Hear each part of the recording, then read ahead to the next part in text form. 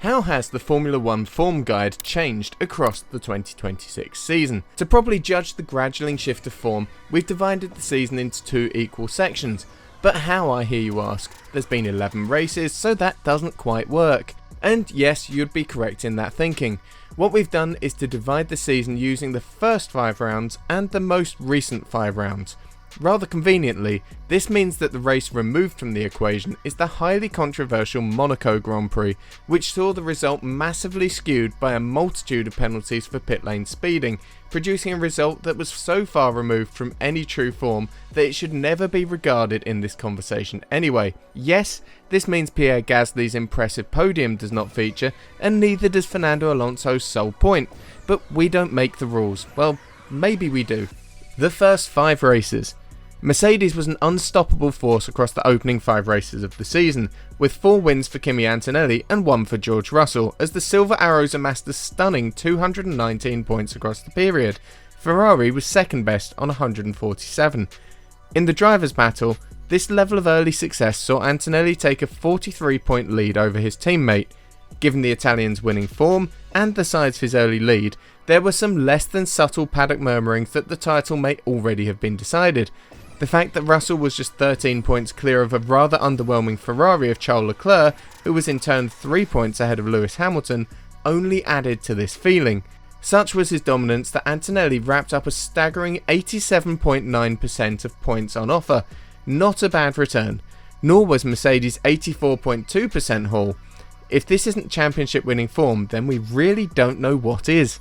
Some way behind the lead pair were McLaren and Red Bull, and although it's McLaren that has now taken a win out of these two teams, just keep the latter outfit in mind when we reach the more recent form.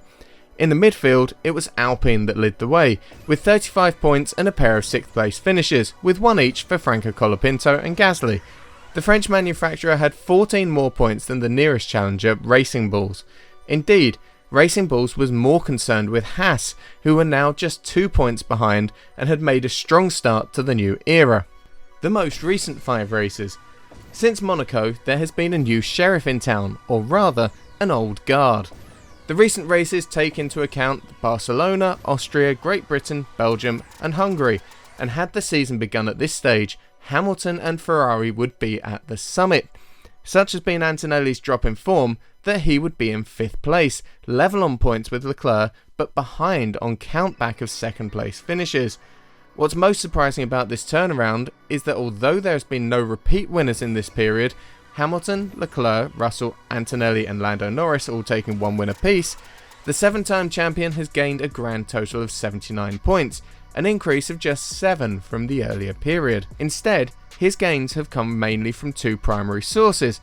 Firstly, the reliability problems that have increasingly struck Mercedes, and secondly, the natural convergence of the field. This Ferrari form would show in the constructors too, with the Scuderia outscoring Mercedes by 7 points. McLaren, surprisingly, are 2 points worse off for the period in 3rd place, but Red Bull has added massively to its haul. This is not through Verstappen, who's improved by 13 points, but the gain was largely through a marked improvement in Isaac Hadjar's form. Having scored just 14 points in the earlier period, the Frenchman had registered 42 points in the more recent events, positioning him just 1 place behind his championship-winning teammate in the form guide. The biggest loser, however, is Haas. With 0 points scored and developments coming at a slower rate than any other team, things are not looking good. The only plus point here is that with the points becoming far more of a closed shop, it's unlikely that Williams, Audi, Cadillac will better them. Of these teams, only Audi has any points to its name from these weekends. Aston Martin, however, could prove to be a threat. While it's possible only to say that the team has been woeful prior to the Hungarian weekend, upgrades debuted at that race, as well as those in the pipeline, make it impossible to rank this particular team on form. Prediction time, and it's tentatively time to stick our necks on the line. While Mercedes appears to have been reined in, the competitive nature of the top 3, possibly the top 4 if you count Red Bull, means that these teams will be taking points off each other across most weekends. Due to this, the loss suffered if or when Mercedes have a difficult race will be lessened. But in the drivers, Hamilton cannot be ignored. Yes, he's 50 points back in real terms, but he has Antonelli in his sights, and that must be a very frightening place for the young Mercedes driver to be.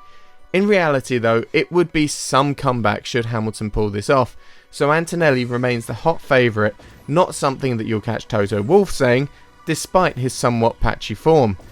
Barring a crazy swing in performance, Racing Bulls will likely end the year in 5th place, but Alpine will have at least one eye on Aston Martin in Zandvoort. It could be that they are the teams battling for 6th place come the end of the year.